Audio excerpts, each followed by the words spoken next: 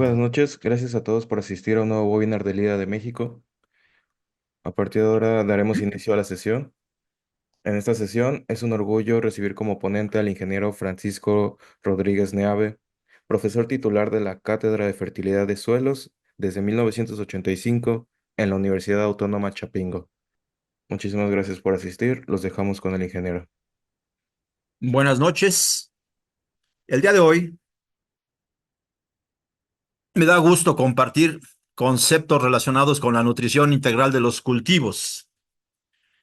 Nutrición integral de los cultivos que la entendemos como la ciencia que estudia los procesos mediante los cuales las plantas adquieren y utilizan las sustancias nutritivas.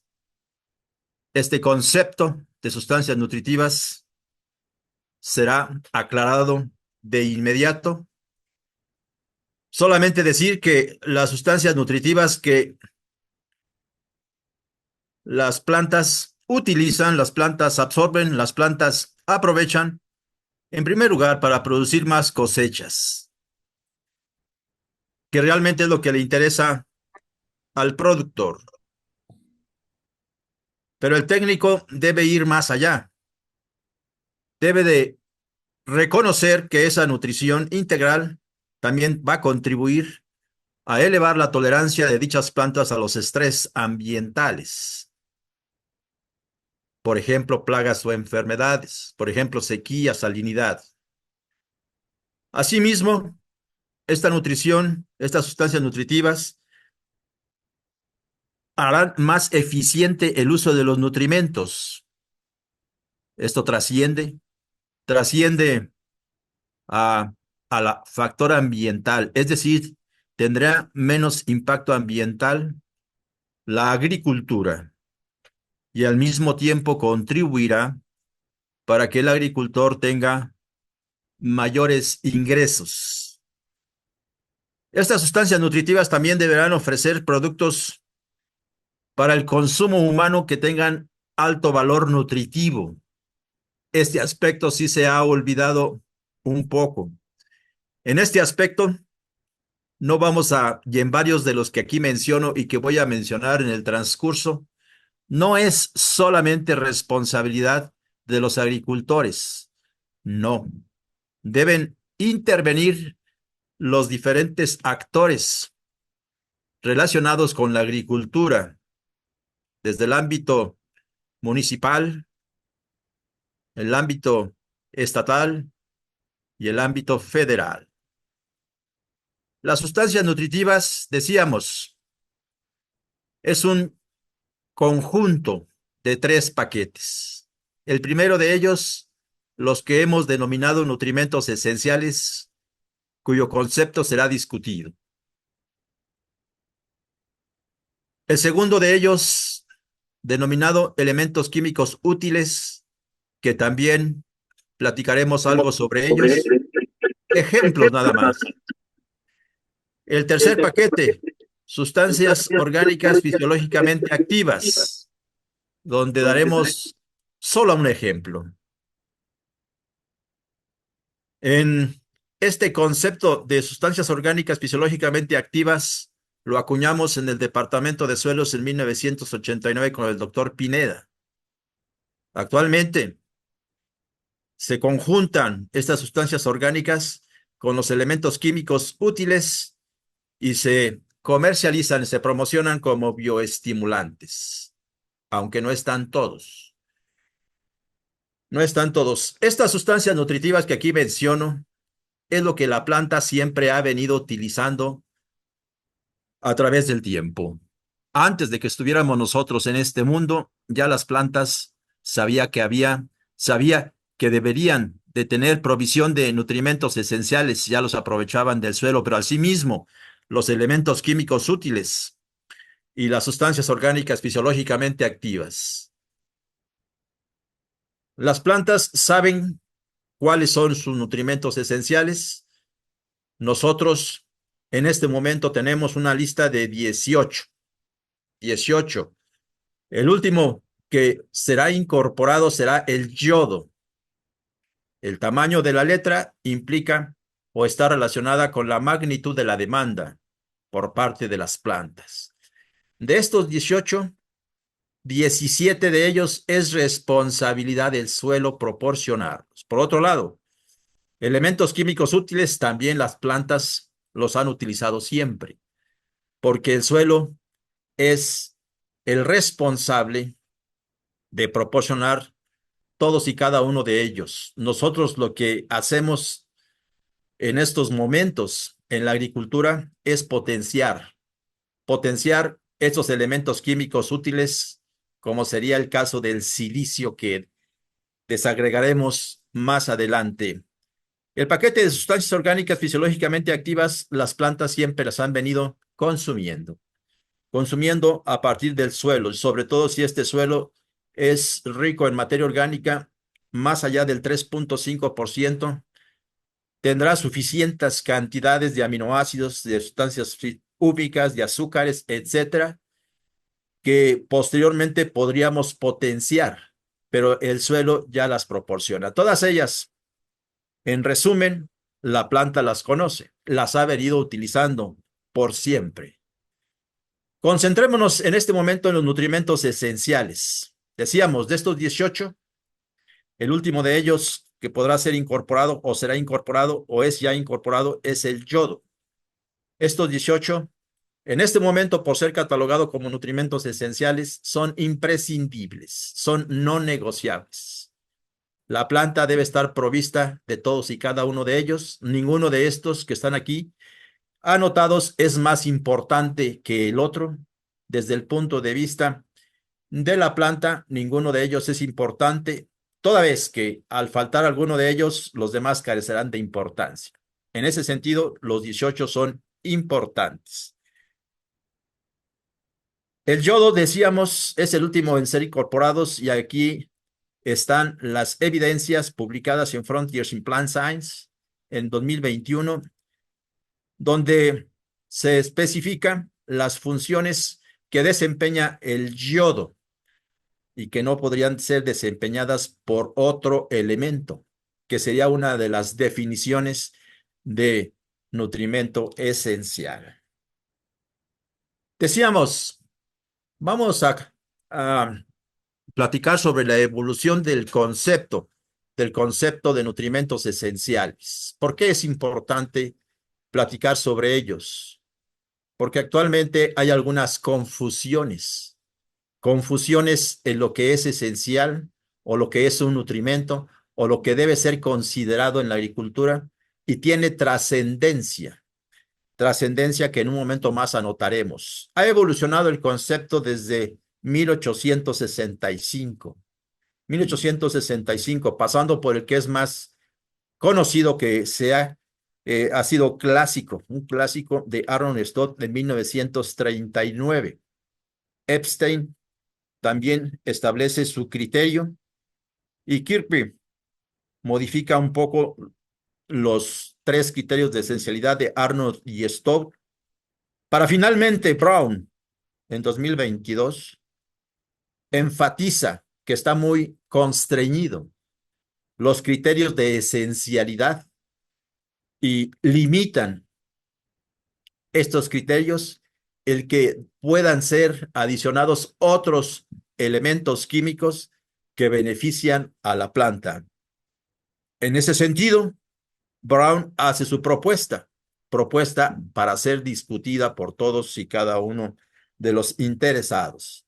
Les decía yo, la definición de nutrimento esencial tiene trascendencia porque afecta la definición legal de lo que son los fertilizantes. Repercute en su registro, en su etiquetado, en las guías de manejo de dichos productos, así como su uso por parte de los agricultores. Esto, les decía yo, aparentemente no sería tan importante. No obstante, estas confusiones pueden llevar a no autorizar a ciertos nutrimentos para que sea catalogado como fertilizante y por lo tanto que no sea etiquetado como tal. Y no obstante que ya están bien clasificados 17, 18 nutrimentos esenciales, de todas maneras hay confusiones. Aquí en la Unión Europea Tenemos, por ejemplo, que el cloro, que siendo esencial, lo consideran como que no es nutrimento. Ya en la regulación de los fertilizantes, lo consideran que no es nutrimento. Esto, les decía yo, tiene repercusiones. Esta situación de que, por ejemplo, que el níquel sea esencial y que sea catalogado como material contaminante en un fertilizante, esto impediría a que los agricultores lo puedan utilizar.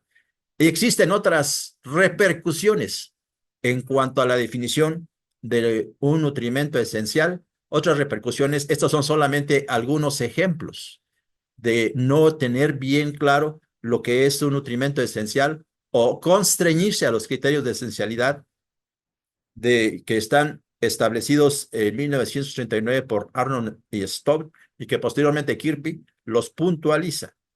Entonces, Brown, preocupado por esto, hace su definición de nutrimento esencial para ampliar el abanico de aquellos que puedan ser considerados y que puedan ser etiquetados como fertilizantes. Dice él, Brown, nutrimento de la planta es un elemento químico el cual es esencial o benéfico para el crecimiento y desarrollo de las plantas o para los atributos de calidad del producto cosechado o para una especie vegetal cultivada en su ambiente natural.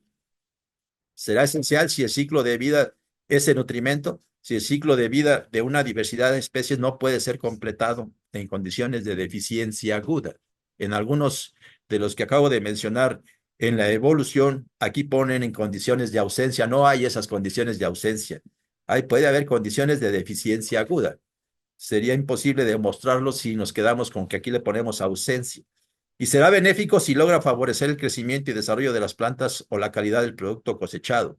Pero Brown va más allá y establece la posibilidad a considerar como nutrimento de la planta, así sería el nutrimento de la planta, a varios de los compuestos orgánicos, sobre todo aquellos que han demostrado que bioestimulan a las plantas. Esto entonces abriría mucho el abanico para que pudiera ser catalogado como un fertilizante diversas sustancias y no crear confusiones con los agricultores o con los técnicos. Echemos un vistazo a lo que en este momento se acepta como nutrimentos esenciales. Decíamos, son 18 de ellos, nutrimentos esenciales, de los cuales el suelo es responsabilidad de proporcionar 17. Entonces, cuando tengan oportunidad, porque esas transparencias las enviaremos, cuando tengan oportunidad los contabilizan los 18. Y podrías decir, pero aquí hay dos. No, es que el oxígeno también está aquí abajo. De hecho, es más restrictivo el oxígeno a nivel edáfico que a nivel ambiental. Por eso es que esto de los 18 hace el 17. Estos nutrimentos esenciales, la clasificación más aceptada son macros y micronutrimentos, macronutrimentos y micronutrimentos, cuyo criterio de clasificación es por la cantidad absorbida para facilitar la comunicación entre los técnicos. Decir, estoy manejando solamente micronutrimentos o macronutrimentos, toda vez que la división que se hizo no fue la más adecuada entre el azufre al terminar macros y para comenzar cloro con los micros. Hay otras brechas, hay otras, hay otras situaciones a donde la diferencia en cuanto a la absorción es mucho más fuerte. Aquí la diferencia entre el cloro y el azufre es 9 veces más azufre que el cloro. Y vean ustedes, la diferencia entre molibdeno y cobre son 60 veces. Ahí se justificaría otra división. Sin embargo, el propósito no es complicar, el propósito es facilitar la comunicación y nos quedamos con micronutrimentos, que sería la propuesta para que no se le diga elementos menores. Nada más falso que sería un elemento menor, el hierro, al hidrógeno. El hidrógeno es lo más sencillo comparado con el hierro, y por eso no podríamos denominarle al hierro como elemento menor. Son elementos grandotes, pesados. Entonces, la propuesta es que se quede con el nombre de micronutrimentos para los que están aquí anotados y macronutrimentos para estos otros. Porque la finalidad es facilitar la comunicación entre los técnicos. Eh, y nos quedamos. Pero de esos 18 nutrimentos esenciales, los que deberíamos de tener siempre la preocupación de estar vigilándolos serían estos: nitrógeno, boro, fósforo, zinc y potasio. Son los que con mayor frecuencia se han establecido como deficientes en los suelos que han sido analizados en los laboratorios, en este caso Fertilab. Es decir, ¿qué sería lo novedoso? Que si ahorita nos pidieran cuál sería la estructura de las fórmulas de fertilización, ya no sería NPK. Esto de NPK es viejísimo. En muchos suelos que sí comenzaron con fósforo en segundo lugar de importancia, como está la estructura de las fórmulas, en este momento ya no es necesario porque se ha acumulado.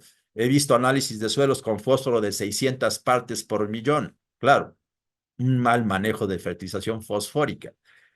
Decíamos, micros deberían entrar dentro de la estructura de las fórmulas de fertilización y dos de ellos serían el boro y el zinc.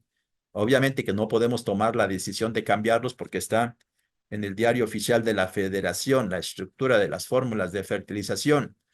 Aquí tenemos una evidencia más actualizada donde el boro y el zinc se establecen como los micronutrimentos que con mayor frecuencia son limitantes en los suelos que han sido analizados en los laboratorios, más limitantes que el fósforo, por ejemplo.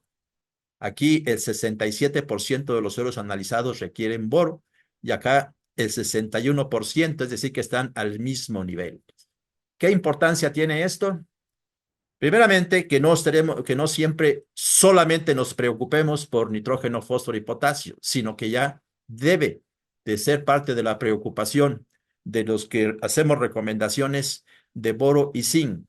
Pero de esto que estoy mencionando es para si no cuentas con una base, porque si ya cuentas con el análisis de suelos, entonces ya no hay necesidad de hacer especulaciones. Pero van a ver ustedes que el boro y el zinc son dos micros que deben ser manejados. Lo mismo como resultado en el laboratorio central universitario, zinc y boro. Yo recuerdo en la década de los 90, cuando estudiaba los resultados de los análisis y resultaban más frecuente el hierro. Ahora ha sido superado con zinc, boro y manganeso. Ahora bien, ¿cómo saber qué es deficiente, qué debemos de manejar?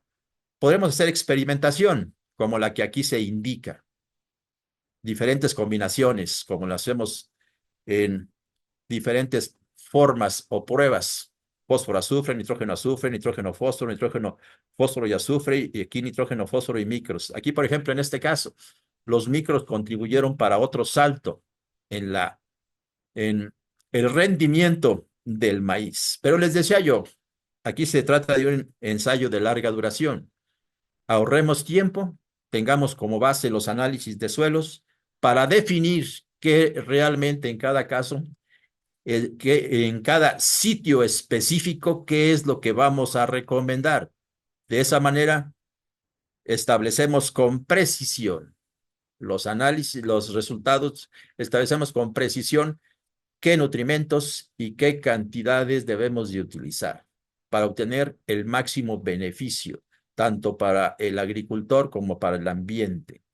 Esto implica que debemos de diagnosticar la fertilidad, lo cual lleva a que trabajemos el muestreo del suelo de forma correcta, llevemos a un laboratorio que tenga la calidad y que tenga la norma oficial mexicana de los análisis como práctica, interpretemos bien esos resultados y generemos las fórmulas de fertilización y los mejoradores de la fertilidad del suelo. De esa manera, decíamos, podemos entonces considerarlo ya como un aporte más racional de los nutrimentos esenciales, que tiene repercusiones en la producción, tiene repercusiones en el bolsillo del agricultor, tiene repercusiones en el impacto ambiental. Tenemos nutrimentos como nitrógeno, fósforo y potasio, donde hacemos un balance entre lo que demanda el cultivo y lo que oferta el suelo. El suelo analizado, como decíamos, con base en la normatividad. Trabajando entonces estos conceptos, podemos poco a poco ir generando la fórmula de fertilización, pero decíamos, no es solo nitrógeno, fósforo y potasio, sino es calcio, magnesio, azufre, hierro, cobre, zinc, lo que haga falta, y sería una fórmula de fertilización sitio específica, así como también las dosis de mejoradores para la fertilidad del suelo. Esto se hará entonces con mayor precisión, tendrá mayor impacto en la producción y tendrá mejores ingresos para el agricultor. En esto siempre debemos de tener presentes al agricultor. El agricultor es el que finalmente hará uso de nuestras recomendaciones o no. No solamente podríamos tener como referencia el impacto ambiental, no. El agricultor es el que también debe de decirnos, puedes o no puedes, y cuál debe ser responsabilidad de las instituciones relacionadas con la agricultura para intervenir y completar la fórmula de fertilización y más allá, más allá. Un balance adecuado de lo que el suelo puede proporcionar también debe de contribuir cuando tienes agua de riego con el análisis del agua. También si utilizamos abonos orgánicos, contabilizar lo que nos van a proporcionar. Es decir, todo aquello que va a adicionarse al suelo, además de lo que resulte del análisis, será la oferta que tendremos para compararla con la demanda del cultivo, la oferta nutrimental con la demanda nutrimental del cultivo. Y estaremos eficientando todo ello. Posteriormente, es recomendable realizar los monitoreos. Una vez que tengamos el programa de nutrición bien instrumentado, bien preciso, de cualquier forma, siempre habrá imponderables mientras los cultivos se encuentran creciendo como los climáticos, imponderables que pueden disminuir o pueden aumentar la capacidad que tiene la planta para absorber esa fórmula de fertilización. Y en ese sentido es conveniente realizar cómo va funcionando nuestra fórmula de fertilización en el transcurso del desarrollo del cultivo para tomar decisiones y enderezar su nutrición. Puede haber aquí el extracto de pasta saturada, varias técnicas, como la análisis de la solución nutritiva del suelo mediante sondas de succión, el extracto celular de peciolo o el análisis foliar. Con esto realizamos el ajuste, si es necesario, de tal forma que todo el tiempo el cultivo se esté desarrollando dentro del balance nutricional que conduce a un buen rendimiento, como lo hace este agricultor David Ula. David Ula ha establecido en los diferentes años que ha obtenido los primeros lugares en la categoría H de producción de maíz en los Estados Unidos. Ha sido varios años. En este año del 2020, 21 o 22, en este año tenemos que él pudo cosechar 39.1 toneladas por hectárea. No es el único año. Siempre ha obtenido buenos rendimientos y siempre se ha posicionado en los primeros lugares. Pero lo que yo quiero destacar es que él tiene esa práctica, verificar cuál es la oferta que tiene el suelo en nutrimentos, verificar cuál sería la demanda que van a establecer sus cultivos, ver las diferencias, establecer las fórmulas de fertilización, utiliza también abonos orgánicos, considerar lo que aportan los abonos orgánicos, utiliza también agua de riego, considerar lo que el agua de riego proporciona, y una vez que esté definida la fórmula, darle seguimiento mediante los monitoreos de análisis foliares, y que en ese sentido se hace posible despertar el potencial de todos los cultivos en cuanto a hasta dónde pueden dar, como en el caso del maíz, que puede dar 39, 40 toneladas por hectárea.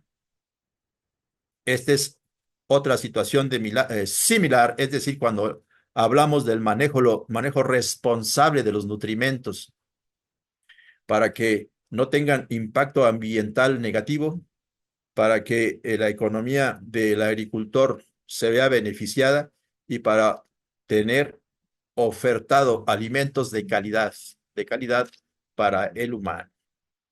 Esta es la propuesta para los nutrimentos esenciales. Con esa yo me conformaría en cuanto a nutrición integral, pero desaprovecharía lo que nos puede proporcionar los elementos útiles o benéficos, que también, según la última definición de Brown, la propuesta de definición de Brown, ya deberían ser considerados como nutrimentos de plantas, nada más, los elementos químicos útiles.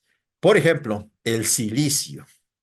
El silicio cumple muy bien lo que aquí se indica como, que dice aquí, estos elementos benefician el metabolismo de la planta, el silicio no hay duda que lo hace. Sobre todo bajo condiciones de estrés, exactamente, ya sea biótico o abióticos. Y además pueden contribuir con la nutrición humana toda vez que el producto cosechado tendrá suficiente silicio para satisfacer la demanda de los humanos o de los animales, si son especies forrajeras. Así podemos decir de todos y cada uno de ellos. Daremos el ejemplo de selenio y de silicio, de lo que podríamos adicionar a un buen manejo de los nutrimentos esenciales. Podemos adicionar otros que pueden beneficiar porque harán más eficiente la utilización de lo que hemos considerado y manejado y recomendado de nutrimentos esenciales. Primeramente, selenio. Decíamos en la definición de elemento químico útil, beneficia en el metabolismo de la planta. Aquí tenemos ejemplos donde el selenio puede participar. En primer lugar, puede sustituir al azufre en la construcción de aminoácidos azufrados como la cisteína, lo cual tiene repercusiones que en un momento puntualizaremos y que van a beneficiar al buen desarrollo de las plantas.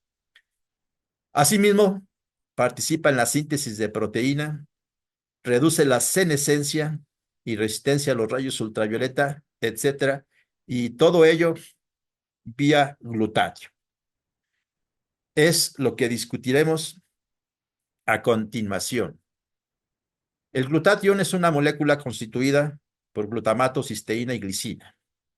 Esta molécula en las plantas, en los animales y en nosotros tiene funcionamientos similares en cuanto a participar contra el estrés oxidativo que todos tenemos. Tenemos siempre estrés oxidativo, pero adicionalmente puede limpiar de metales pesados y participar contra la defensa de los patógenos y otras sustancias extrañas. Entonces, en este glutatión puede haber esta cisteína donde el selenio puede participar. Y particularmente cuando este glutatión lo consumimos de las especies vegetales donde la cisteína lleva el selenio, es mucho más funcional en lo que aquí se anota en el cuerpo humano. A eso me refería yo de calidad nutricional para el consumo humano. Sin embargo, el problema es que no necesariamente se puede incrementar el rendimiento. Puede ser que sí cuando el glutatión participa en la defensa contra patógenos. Puede ser que sí cuando participa en neutralizar las especies oxidantes, pero no siempre lo hace si no se presentan esas situaciones. Por eso es que muchos agricultores dirían, no, no, no, mejor no lo utilizamos, porque no se va a repercutir necesariamente y siempre en mayor producción. Y es aquí donde decíamos interviene entonces las instituciones relacionadas con la agricultura. Toda vez que la deficiencia de selenio pega en el humano, en lo que está aquí anotado, en las enfermedades del corazón, las enfermedades de los huesos, las enfermedades del páncreas, en el sistema inmunológico. Ese sería lo que, si el selenio está ausente, lo que faltaría o lo que sufriría el humano. En ese sentido, los países desarrollados ya se preocuparon por Biofortificar. Biofortificar. Solamente esto de biofortificar lo pueden hacer las instituciones relacionadas con la agricultura. Ahorita describimos para el caso del selenio qué significa. Finlandia está ocupada por eso. Finlandia dice, en lugar de construir hospitales que no se dan abasto, que no están bien equipados por aquí en México para atender a la población, en lugar de hacer eso, ¿por qué mejor no biofortificamos al humano? A las plantas, más bien para que le transmitan al humano lo que el humano le hace falta. Dirían los agricultores, sí, pero yo no tengo responsabilidad. No, esa responsabilidad no necesariamente es de los agricultores.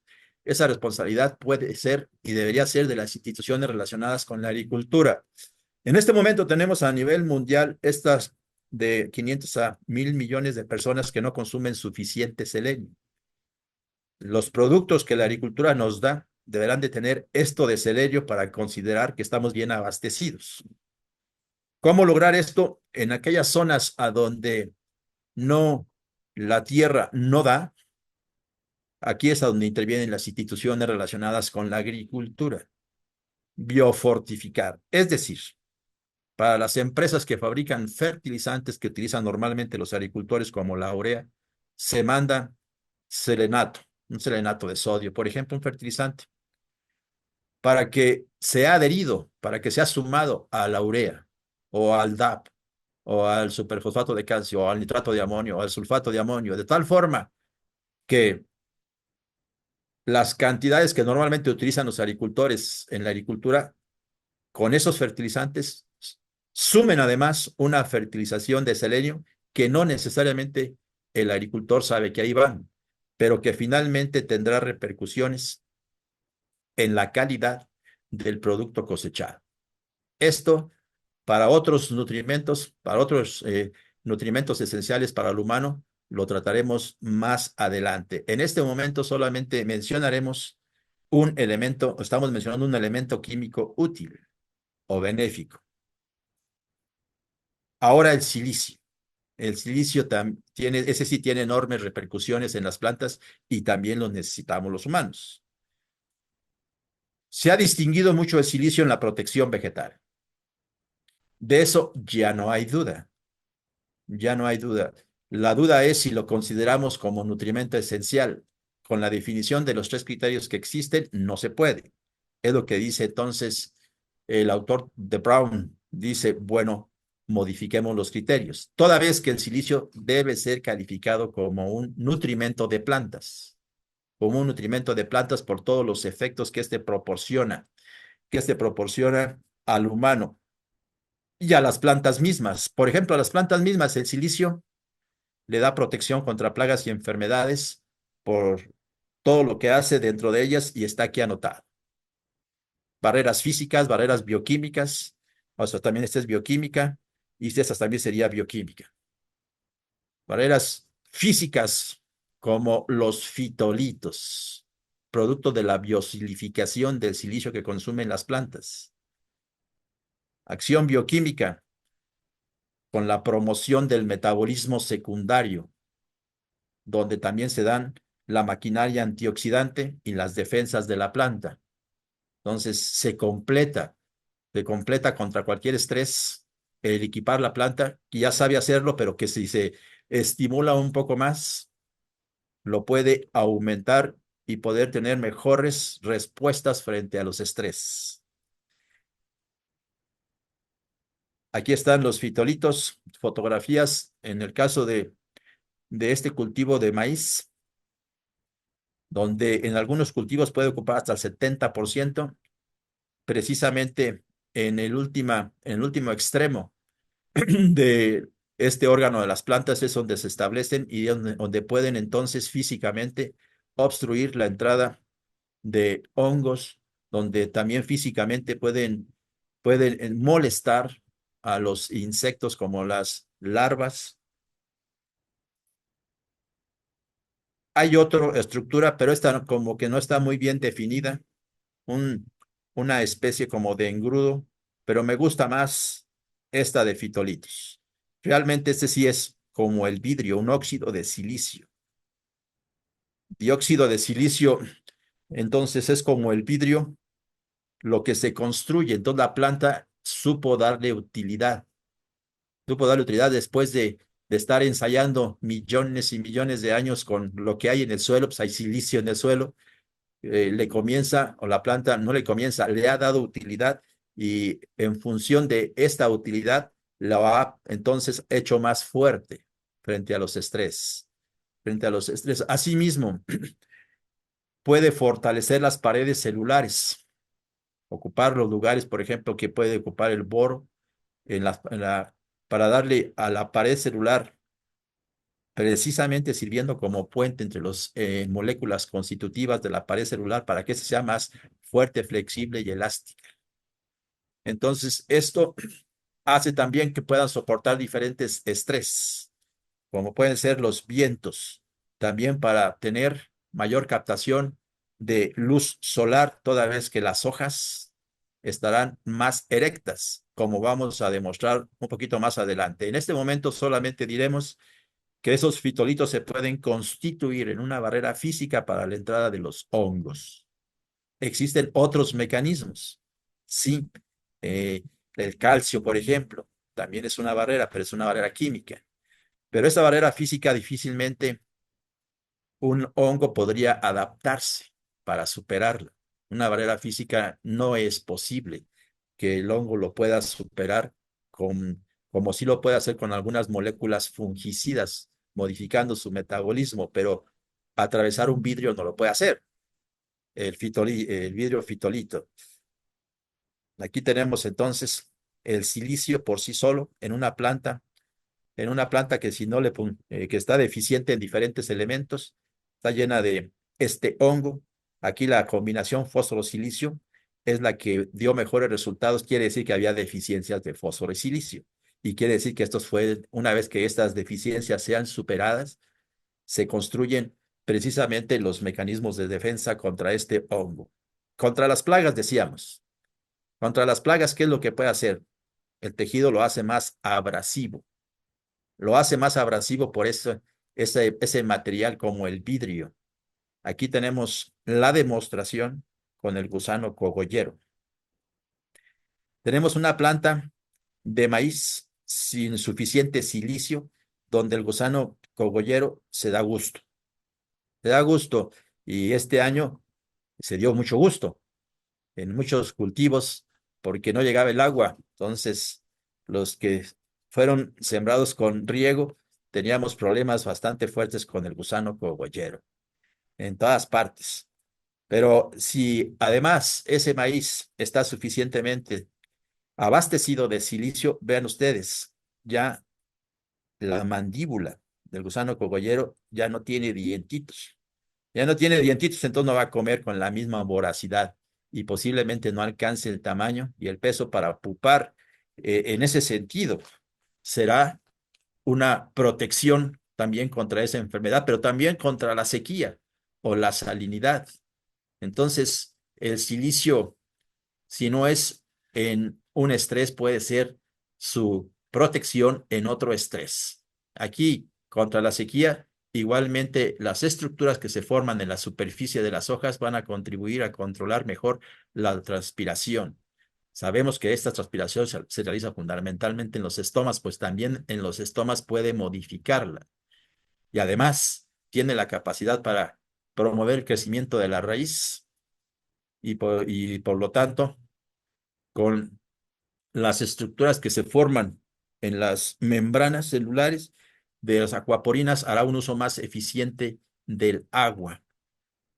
Y ante el estrés de sequía, como ante el estrés de plagas o enfermedades, ante cualquier estrés, los organismos, tanto las plantas, los animales como nosotros, promovemos la producción de especies oxidantes, superoxidantes porque estamos hablando del oxígeno pero recargado. Este es superóxido, es un superoxidante que destruye todo, destruye todas las membranas, destruye las estructuras de la célula y finalmente las células mueren si esto no es neutralizado. Ciertamente, en un, en un organismo, planta, animal o hombre que no tenga estrés, sí se producen también estas especies, pero a nivel controlable de lo que la maquinaria que tienen las plantas. Pero cuando hay un estrés, como los que están aquí anotados, se incrementa de forma significativa la producción de estas especies oxidantes. Pues bien, como en la definición de bioestimulante, el silicio puede contribuir para neutralizar estas moléculas, sobre todo este superóxido, a través de la promoción y la actividad de las enzimas que serían la primera línea de acción, línea de defensa contra estos superóxidos, como la superóxido dismutasa, la ascorbato peroxidasa, la catalasa, serían las primeras líneas de defensa y se promueve su producción, se promueve su actividad en la presencia del silicio como también en la presencia de otros bioestimulantes. Esa es una actividad común de varias moléculas bioestimulantes en la planta. Aquí está la demostración fotográfica. Aquí el estrés fue por metales pesados, fue por cadmio. Aquí tenemos el testigo, tanto de sin cadmio, y aquí tenemos aplicado silicio, no hay mucha diferencia, pero la diferencia comienza cuando tiene un estrés. El estrés en este caso es toxicidad de cadmio. 0,5 de cadmio y 1 de cadmio da esta toxicidad. Cuando le adicionamos silicio, entonces ante ese estrés, establece una protección que le permitiría a la planta superar, no al 100%, pero sí puede superar ese estrés, como se puede ver aquí. Como se puede ver aquí, les decía yo, fíjense sobre todo en el superóxido. El color oscuro es el superóxido. Aquí tenemos las plantas normales, siempre tienen superóxidos, pero controlables. Pero cuando hay un estrés, en este caso es el cadmio, vean la intensidad del color oscuro se esparce por toda la hoja. Y cuando tienen presencia de silicio, entonces gran parte de la hoja se limpia de esos superóxidos y tendrá, por tanto, mayores posibilidades de seguir creciendo, desarrollándose hasta conseguir lo que proponemos con esas plantas, frutos. También mejora la fotosíntesis, por lo que está aquí anotado. Yo les decía, el silicio tiene que ver también con el fortalecimiento de la pared celular. Y esto se puede relacionar, y todo lo que está aquí anotado, con una mayor eficiencia fotosintética. Lo primero de ellos, la disposición de las hojas. Aquí tenemos en el arroz a donde es silicio sí es esencial. Sí es esencial. Cuando le falta silicio, definitivamente parece unas hojas desgarbadas, caídas, pues. Cuando ya se le da su silicio, ven ustedes la diferencia de las hojas. Precisamente por ese reforzamiento de las paredes celulares que hace que se estén bien estiraditos todas las paredes celulares y flexibles. Entonces ya se levantarán estas hojas y por lo tanto ya no se sombrearán tanto las unas con las otras y por consecuencia captarán mayor energía solar esta que esta cuando existen en una rosal. Ahora demos solamente un vistazo al otro paquete de sustancias orgánicas fisiológicamente activas y decíamos, la definición que propone de Brown en 2022 también abre la posibilidad de que podríamos incluirla como nutrimento de plantas. De esa manera serían catalogados ya como nutrimentos. Eh, Estas sustancias orgánicas fisiológicamente son muchas. Aquí solamente daremos un vistazo y un ejemplo. Un vistazo de lo que se hace con la vid en Europa. Son todas las moléculas bioestimulantes que se manejan en la vid adicionalmente a lo que son los nutrimentos esenciales. Por ejemplo, este de extracto de algas marinas o por ejemplo este de sustancias súbicas, que es el que daremos el ejemplo. Las sustancias súbicas son unos bioestimulantes muy completos y sus niveles de actuación son a nivel de rizósfera, por el tamaño que no puedan entrar, las que se acerquen a nivel de membrana también comienza una activación de bioestimulación y las que logren entrar igualmente. Igualmente, entonces, la bioestimulación es completísima. Y todo ello, por ejemplo, lo que sucede en rizósfera, promueve el crecimiento de la raíz, pero eso es por dentro, las que están aquí adentro, estas señales. Pero lo que está en la rizósfera es protección y absorción, y lo que está dentro, asimilación de nutrimentos. Hace más eficiente el uso de los nutrimentos aquí que se encuentran en el suelo y los aplicados vía fertilizantes en presencia de sustancias húmicas. Hay una comunión, sustancias húmicas, microorganismos y raíces que se establecen en la rizósfera, y esa comunión hace un uso más eficiente de los nutrimentos. ¿Quién no va a estar interesado en que aquello que comentábamos cuando decíamos, definimos las fórmulas de fertilización, donde consideramos que la eficiencia del producto aplicado al suelo puede ser 30%? Eso es lo que la química del fósforo permitía de manera natural. Ahora, si promovemos un uso más eficiente de ese fósforo, de muchas maneras lo podríamos hacer con las sustancias húmicas. Uno de ellos es, por ejemplo, a nivel de rizósfera, para que el fósforo no se precipite al instante, porque esa es su dinámica, al instante precipita inmediatamente. Lo podemos proteger, como dice aquí. Entonces, la protección de las sustancias húmicas frente a un anión es como de guardaespaldas. Si es un suelo alcalino, lo protegerá del calcio. Si es un suelo ácido, lo protegerá del aluminio. Asimismo, los micronutrimentos, hierro, en un suelo alcalino está condenado a ser precipitado, pero puede ser entonces protegido por las sustancias húmicas, quelatándolo. Es decir, son multifacéticas las sustancias húmicas, actuando desde fuera, actuando desde la membrana, aquí está la membrana, y actuando desde dentro. Es una estimulación total, total. Y esto hará que el agricultor pueda comprar menos fertilizantes, gastará menos, hacemos haciendo un uso eficiente de los mismos.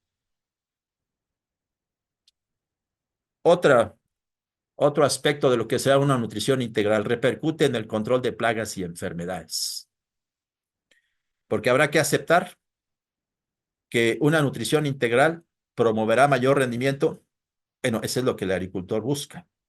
Pero si al mismo tiempo contribuye para que las plagas y enfermedades sean menos severas, no para eliminarlas, sino para que sean menos severas, entonces sería una ayuda para disminuir el uso de los pesticidas. Hay que reconocer que si solamente aplicamos nitrógeno, como es la práctica común, comprar urea, promovemos plagas y enfermedades cuando aplicamos solamente nitrógeno. Y esto se hace mucho más fuerte, esa promoción de plagas y enfermedades, en deficiencia de potasio, de azufre, de calcio o de micros. Es abrirle las puertas completamente a plagas y enfermedades en esta circunstancia. Nitrógeno. Y cuando decimos altas, no queremos decir en exceso, no. Decimos altas aquellas que están relacionadas con los altos rendimientos en ese sistema de producción, no exceso. Cuando es exceso, pues es obvio, casi el exceso de cualquier cosa. No, aquí altas dosis están eh, en los emparentados con lo que son los rendimientos máximos. Es abrirle las puertas cuando solamente manejamos ellos y tendríamos alguna deficiencia de lo que está aquí anotado. Así, por ejemplo, altas dosis de nitrógeno promoverá estos parásitos obligados, esas enfermedades. Asimismo, acá tenemos otra, plagas. Dosis óptimas que yo les decía que consideramos aquí, por eso le pusimos entre comillas altas, también las promueve. Mire, de 470 a 2434, 6 veces más crecieron los áfidos, que empezaron con los mismos, con 5. Ahora están en estas circunstancias cuando tenemos altas dosis de nitrógeno. Esto se explica por varias razones, porque se promueve el metabolismo primario con ese nitrógeno, se deprime el metabolismo secundario, que es donde se construyen las defensas. Esa es una explicación. La otra, que con altas dosis y en deficiencias de otros como azufre, se llena La planta, el floema de aminoácidos que no pueden ser ensamblados para proteínas, y el floema con muchos aminoácidos y en deficiencia de potasio con muchos azúcares sencillos, pues sería como un licuado para para los bichos, para los insectos. Otro, potasio. Ahora es al revés. El potasio en altas dosis, aquellas que están relacionadas con el mejor rendimiento, no vamos a ponerle aquí excesos. Puede contribuir con la protección. Aquí lo tenemos contra alternaria. Y aquí pareciera como si fuera una protección total, ¿eh? Yo tengo mis dudas de que llegue a tanto, pero cuando menos hay trabajos que así lo demuestran, que llegue a tanto. Y hay reportes a donde decrecen todo este tipo de enfermedades, reportes en las revistas que saben de plagas y enfermedades como la que aquí veíamos, Fertilizer User and Plant Health. Y no es la única. Hay otras revistas donde constatan esto. Y aquí tenemos la explicación de por qué en deficiencias de potasio se contribuye a incrementar las plagas y enfermedades. Estas se las llevarán ustedes para estudiarlas. Y el mal manejo de este concepto del potasio puede contribuir más que a aliviar las plagas y enfermedades, incrementarlas. Miren ustedes, aquí aplicamos, no lo aplicamos, se aplicó potasio en mayor cantidad y se incrementó botritis porque no se tuvo el cuidado de vigilar el antagonismo que se presenta entre los cationes potasio, calcio y magnesio. Aquí quien sufrió al elevar el potasio fue el calcio, se disminuyó. Y decíamos, el calcio es otra barrera química en las paredes celulares para la entrada de los hongos. Si al elevar el potasio disminuye el calcio, lo cual es un antagonismo común, pues sí se va a promover la entrada porque se destruye o se elimina un obstáculo, que sería el calcio en las paredes celulares, en los pectatos de calcio, donde va abriendo el hongo para entrar. Ya no habría quien neutralizara las enzimas pectolíticas que va secretando los hongos en su proceso de entrada. Y aquí tenemos entonces cómo en deficiencias siempre se promueve la entrada de patógenos, los que hasta aquí se indican. O aquí de uno de ellos, botritis, que es el que hemos venido mencionando aquí, mencionamos botritis en en esta transparencia, aquí también está botritis y aquí también está botritis, como la deficiencia de calcio le abre las puertas. Aquí sí es una abertura de las puertas porque pectato de calcio es el que ensambla, es el que une pared celular con pared celular de células vecinas y si esto no está bien, bien abundante, esos pectatos, esa mezcla, pues es abrir puertas. O el azufre. También el azufre se distingue por protección, aunque aquí, en este caso, a, a estas enfermedades inoculadas ven cómo prosperan cuando tienen poco azufre y cuando tienen azufre en suficiencia. Hay una diferencia significativa sin azufre, cómo prosperan y cómo se detienen cuando están bien abastecidas de azufre. Todo esto, pues, es para enfatizar que una nutrición integral y cuando menos de los nutrimentos esenciales contribuye para el control de plagas y enfermedades. Pero si sumamos, por ejemplo, silicio, si sumamos ahora a sustancias orgánicas fisiológicamente activas, se potencia precisamente esa protección que la planta ya sabe hacer, pero podemos coadyuvar para que esto sea más potente. En el caso de los micros, podríamos decir que gran parte de su actividad está hecha para la protección tanto en echar a andar y producir las enzimas antioxidantes, en el fortalecimiento de la pared celular y membrana celular, y en la producción de defensas físicas, químicas y bioquímicas. De una u otra forma, los micronutrientes aquí anotados contribuyen en uno o en otra parte, y esto hace que en este trabajo desarrollado en la universidad, el efecto del fosfito se suma, que es de por sí contra los homicetes, como Phytophthora, se suma al efecto del catión, en este caso micros, porque se probaron fosfitos de cobre y de zinc, de los que estamos ahorita hablando, y se ve que el efecto es mucho mejor en fosfitos de cobre y fosfitos de zinc que en los fosfitos clásicos, que son el fosfito de potasio. La, el control de fitóftora entonces fue una suma aquí del fosfito más el cobre, una, una suma del fosfito más el zinc, una suma del fosfito más el calcio. Ahora bien, no quiere decir que estos deban ser adicionados siempre, no. Debemos de estar atentos cómo está el abastecimiento, cómo está la oferta de estos micronutrientes en el suelo para saber qué fosfito seleccionar. Aquello que sea deficiente será el fosfito seleccionado.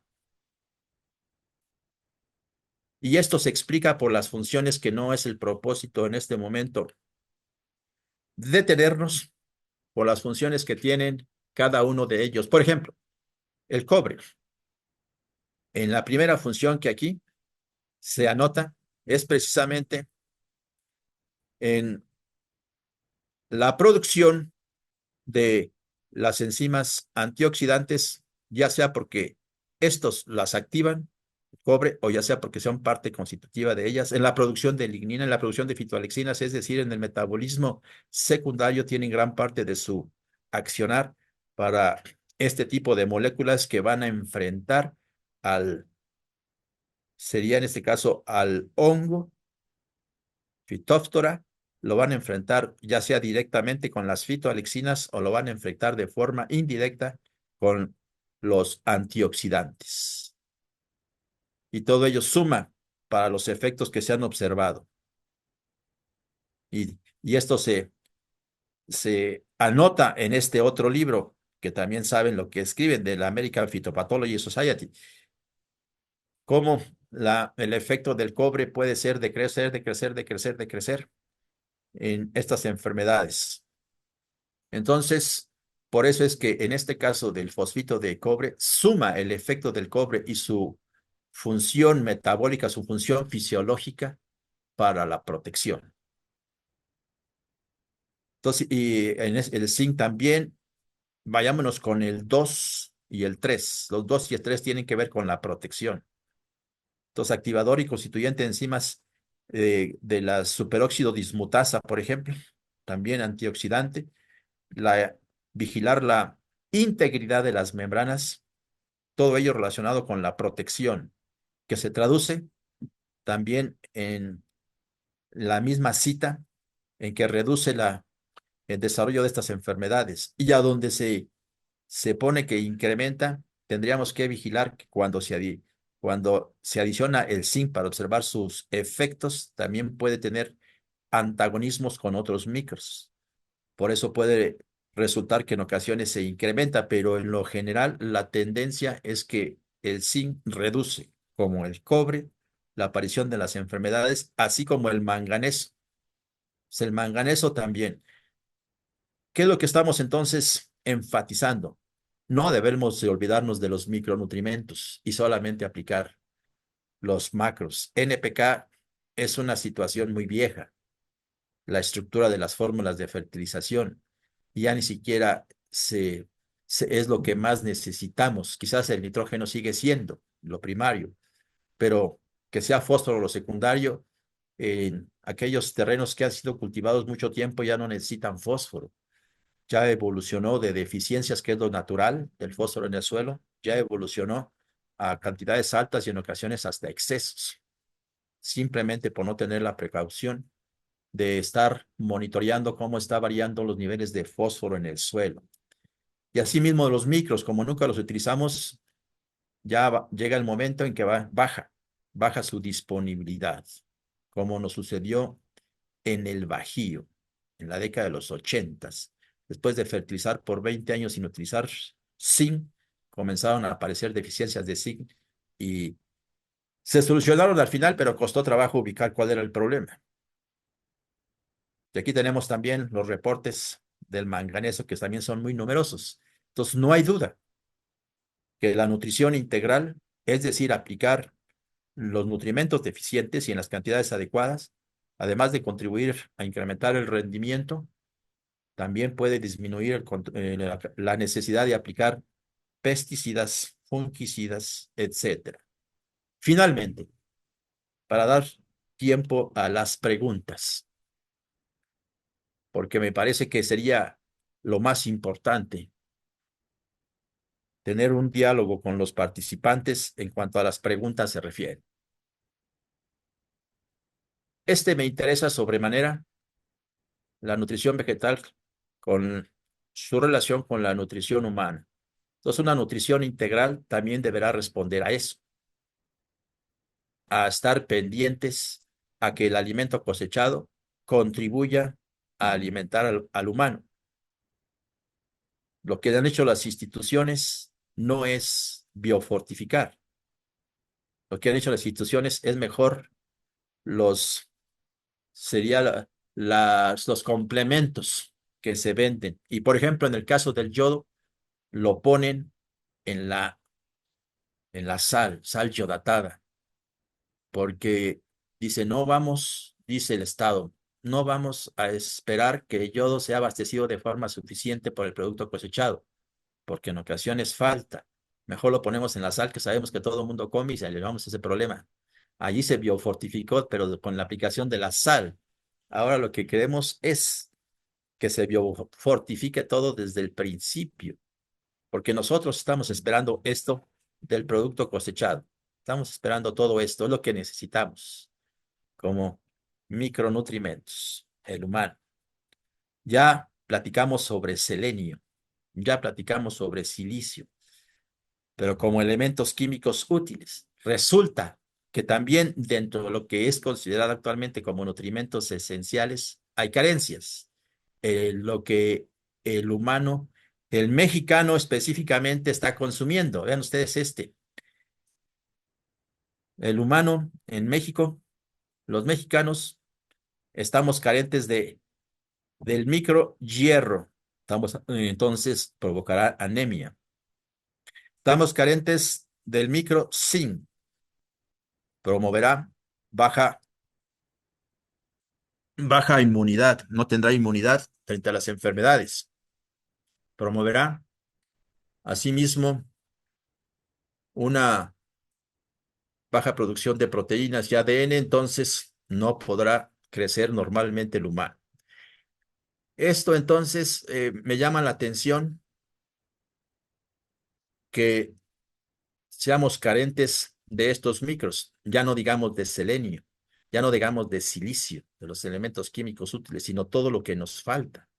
Los falta en México, pero les decía, esto no es necesariamente obligación, obviamente, del agricultor, llegar a producir algo que sea bueno para todos mundo, para el ambiente, que sea bueno para plagas y enfermedades, pero sobre todo que sea bueno para el humano, debe ser más de interés de las instituciones del Estado mexicano. Estado mexicano lo que podría hacer es también como demostramos cómo se hace la biofortificación con selenio, biofortificar con hierro, biofortificar con zinc, como ya se está haciendo en varios países. No podríamos conformarnos, decir que Camboya tiene más problemas que nosotros. No, sino que tenemos que solucionar lo que nosotros tenemos. Nosotros tenemos entonces, además de hierro, además de zinc, tenemos carencias en muchas partes de México también de silicio, tenemos carencias de selenio, tenemos carencias de otros elementos químicos útiles. El proceso de biofortificación, como lo demostré, es decir, enriquecer a los fertilizantes para que no tenga que pagar el costo del agricultor. El costo del fertilizante sería el mismo. Las empresas lo incorporarían en la estructura de la urea, en la estructura de los fertilizantes, a un costo mínimo si lo comparamos ese costo con la construcción de hospitales. Entonces aquí lo que se apuesta es que los humanos puedan crecer de forma más sana con los productos cosechados en el campo. En el campo. Pero decíamos y repetimos, tienen que participar todas las instituciones de México. Aquí, por ejemplo, como gran parte de los que carecen de hierro y de zinc son los que tienen como alimentación básica los cereales, en este caso el maíz en México. No se distinguen estos por ser fuentes de zinc, por ser fuentes de hierro, pero forma parte de la dieta en grandes cantidades. Entonces lo que podemos hacer es biofortificarlos, biofortificar aquellos productos que más consumen los mexicanos, en lo que hace falta. Por ejemplo, trigo. Comemos también bastante trigo, comemos también bastante en el pan, en las pastas, arroz y maíz. Podemos biofortificar y no permitir como sucede aquí. Este de 60 miligramos por kilo está muy bien provisto de zinc, pero ya cuando se acerca a 20 y sobre todo si baja de 20 ya no sirve.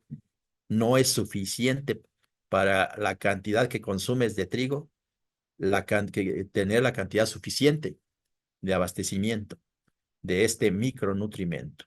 Entonces, no deberíamos de permitir esto. Si vamos a aplicar fósforo, debemos de vigilar al mismo tiempo el zinc, por los antagonismos que hay entre fósforo y zinc. Aquí el testigo donde no se aplicó fósforo tiene 60 miligramos por kilogramo del grano. Pero cuando se comienza a aplicar fósforo porque haga falta, este interacciona negativamente con el zinc.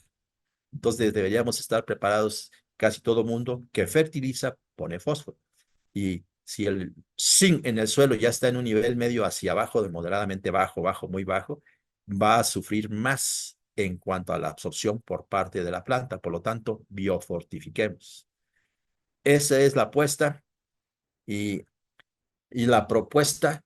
Y bajo esas circunstancias tendrá el Estado mexicano, tendrá una población más sana y no hospitales que no están bien equipados, que no tienen suficientes medicinas, que no tienen suficiente equipo y con un tratamiento que no alcanza a, a atender a todos. Entonces es mucho más sencillo biofortificar. Entonces la idea es que abastezcamos todos los nutrimentos que las plantas necesitan, que el suelo no puede cubrir, abastezcámoslo en la fórmula de fertilización. Pero normalmente sabemos que solamente están aplicando nitrógeno y fósforo, en ocasiones innecesariamente el fósforo. Cuando hace falta más otros, por ejemplo, en los suelos tropicales hace falta más potasio y casi no se aplica potasio. O en las zonas tropicales que hace falta calcio y magnesio, casi no se aplica calcio y magnesio. O en las zonas áridas, semiáridas con sus suelos alcalinos que les faltan micros. En ocasiones hace falta más manganeso, zinc o boro que fósforo. En ese sentido, los técnicos tenemos la obligación de ubicar qué hace falta en cada uno de los suelos, cuando menos de los nutrimentos esenciales. Y posteriormente, de los elementos químicos útiles, se puede encargar el Estado mexicano o en lo general también tomar algunos nutrimentos esenciales como es el zinc para estar biofortificando nuestros alimentos, de tal forma que estos que están bien nutridos, con nutrimentos esenciales que están aquí, con elementos químicos útiles, aquí está el silicio, por ejemplo, con sustancias orgánicas fisiológicamente activas, todo ello catalogado como nutrimento de planta para que sea precisamente, sea eh, etiquetado de esa forma y no haya problemas como el etiquetado que les mostré que se encuentra en la Unión Europea. Todavía hay algunas confusiones. Imaginen ustedes con nosotros, entonces, que no haya confusiones para que pueda ser adquirido por los agricultores y en ese sentido el alimento cosechado proporcionará al humano lo que está necesitando y el humano estará sano o cuando menos tendrá menos enfermedades y por lo tanto necesitará menos de hospitales. Aquí tenemos entonces favoreciendo en el humano el sistema inmune. Si proporcionamos todo lo que está aquí, aquí está selenio, y acá está el zinc, y aquí está el hierro, que es los que nos hace falta. En nosotros no nos hace tanta falta como en los que mencioné. También el yodo, pero el yodo como está en la sal yodatada, dijo el Estado mexicano, mejor póngalo ahí porque no confiamos en que lo van a tener en los productos cosechados. Y así tenemos también para El silicio también debe estar en cantidades suficientes para la producción de colágeno y por lo tanto todo lo que se refiere a la piel, todo lo que se refiere a las articulaciones, todo lo que se refiere sea sano, a las uñas, al pelo y todo eso sea sano. Y así, para para las diferentes funciones y necesidades del humano, tendríamos suficientes nutrimentos, aparte de lo que es proteínas, aparte de lo que son carbohidratos, aparte de lo que son vitaminas y lípidos, de lo que sería esencial para que el humano perviva serían esos, pero que si pervive ahora saludablemente tendría que atenderse a lo que he mencionado. A estos micronutrimentos tendrían que ser atendidos por diferentes vías. Ya establecerán las instituciones del Estado cuál sería la vía más adecuada para uno y para otro. Esta es entonces lo que incluye la nutrición integral y por eso sale de la influencia de las manos del propio agricultor, trasciende a las instituciones del Estado mexicano. En este momento yo me conformo con que se manejen bien los nutrimentos que consideramos esenciales. Y yo me conformo que se esté adicionando a los cultivos aquello que hace falta, que el suelo no puede proporcionar. En es, estamos en ese momento, en esa fase, y después podríamos pasar a los elementos químicos útiles y después podríamos pasar a las sustancias orgánicas fisiológicamente activas. De hecho, se están utilizando, pero yo estoy en la idea de masificar aún más este tipo de productos. Ese sería entonces la, la inquietud de una integral, una nutrición integral donde todos participan.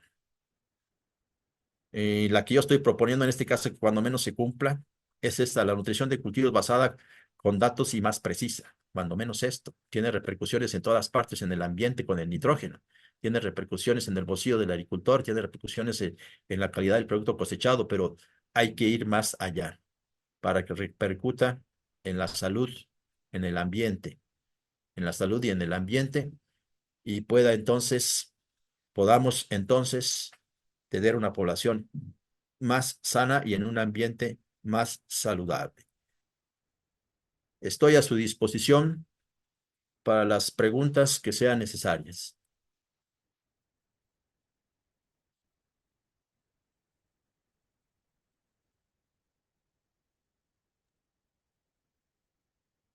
¿Qué tal, doctor? Buenas tardes.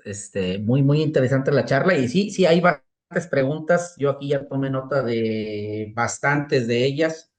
La idea sería dar ahorita trámite a todas. Entonces, si me permite, vamos a empezar con la sesión de preguntas. Adelante. Eh, Uriel nos pregunta sobre el sodio.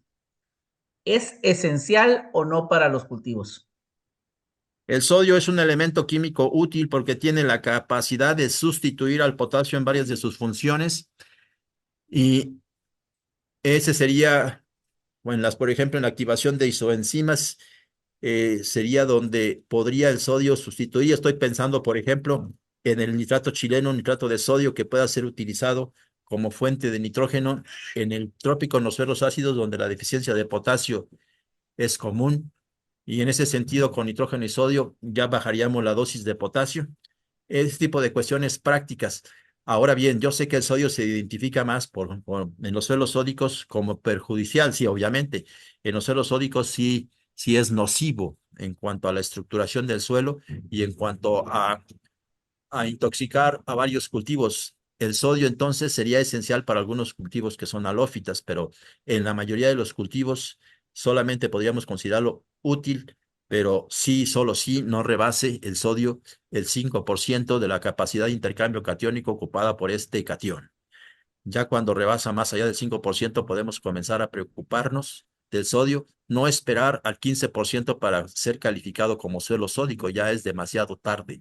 De estar vigilando que no sobrepase a 5 y si esto sucede, dejarlo mediante el calcio bajarlo nuevamente a 5. Ese sería lo que podríamos comentar sobre el sodio. Correcto, muchas gracias, doctor. Me parece que la pregunta de Uriel aquí ya quedó suficientemente contestada. Vamos a ir saltando a lo mejor de un tema a otro. Las preguntas realmente, como las tengo anotadas, es en el orden en que se fueron planteando. Entonces, de pronto vamos a estar a lo mejor regresando a los mismos temas, doctor, ingeniero. Oiga, eh, no me quedó muy clara una pregunta de Mario, espero que la pueda replantear ahorita. Preguntaba sobre los potenciales de rendimiento de los cultivos en México, pero pues no me quedó muy claro si se refiere respecto a otros países. Si gusta, esperamos a que la replantee aquí Mario. Pero pasamos a la siguiente.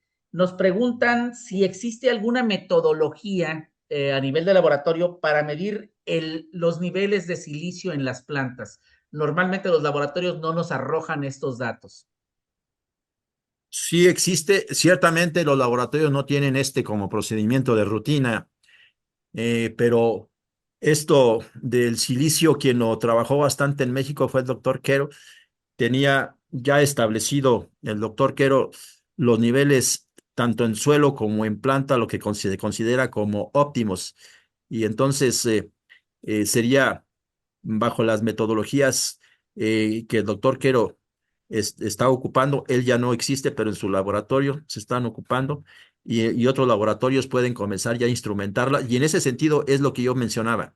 Al ser calificado al silicio como nutrimento de planta, entonces ya muchos laboratorios se interesarán en realizar análisis y habrá ya fertilizantes y habrá ya más confianza en utilizarlos. Por eso es que la redefinición de nutrimento de plantas que se considera necesaria para ofertar más este silicio en todos los ámbitos, desde el análisis hasta las recomendaciones. Y verán ustedes que sí habrá una transformación en lo que son los cultivos, sus rendimientos y su protección ante los estrés. Correcto, así nada más para complementar un poquito, yo recuerdo que en el CIAD, me parece que el CIAD en Delicias, alguna vez mandamos muestras y ahí es donde nos podían estar analizando silicio.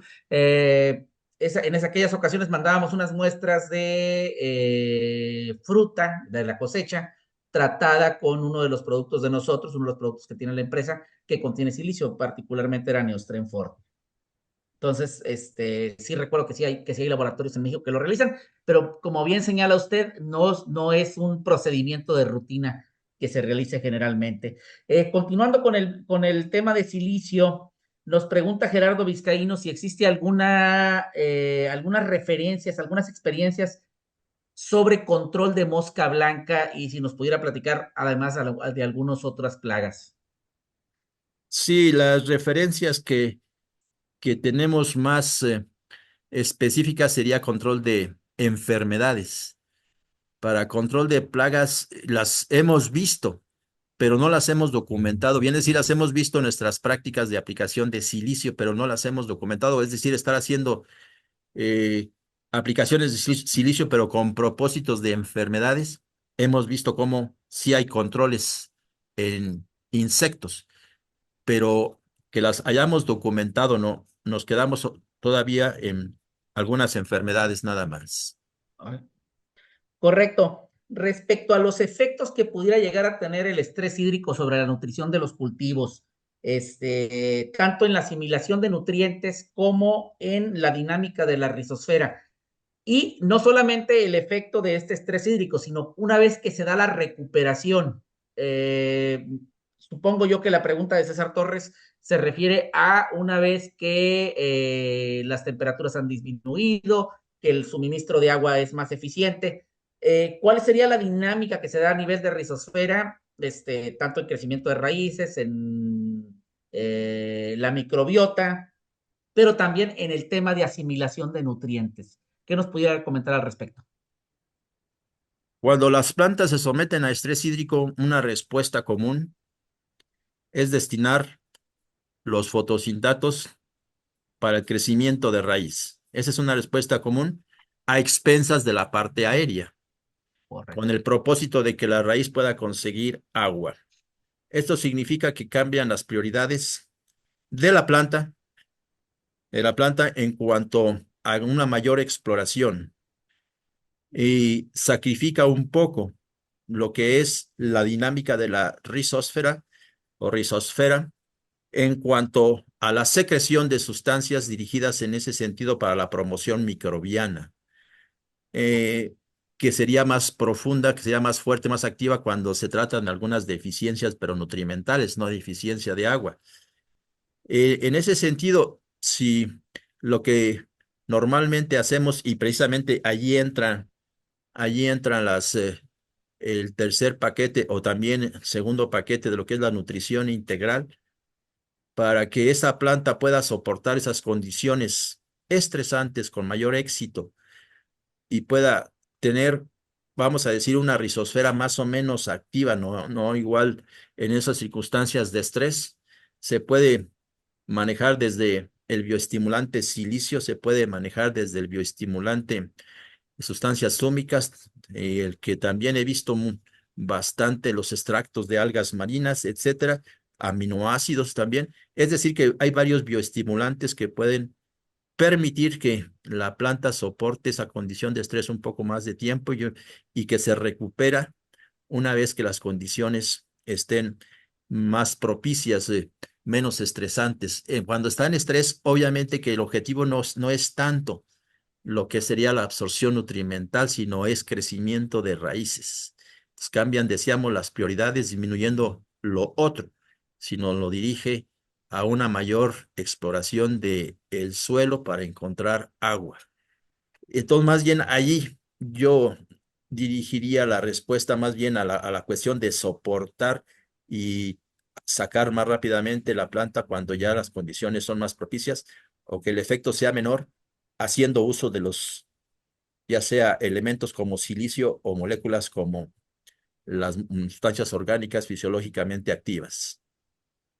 Excelente, muy buena respuesta. Yo considero que, bueno, debe estar satisfecho César Torres con esta respuesta de usted. Y bueno, si tiene alguna otra duda, ahorita seguramente nos la va a plantear. Vamos a regresar al tema de silicio. Eh, y bueno, muy buena pregunta por parte de Meraz. Nos hace el cuestionamiento si existen suelos que son capaces de aportar silicio en suficiencia. Normalmente estamos considerando siempre nosotros en estar empleando silicio, hacer aplicaciones exógenas de silicio, pero habrá suelos o bajo ciertas condiciones que nos estén suministrando el silicio en cantidades suficientes para que no tengamos que hacer nosotros una aportación exógena? Sí, 50 miligramos por litro en la solución.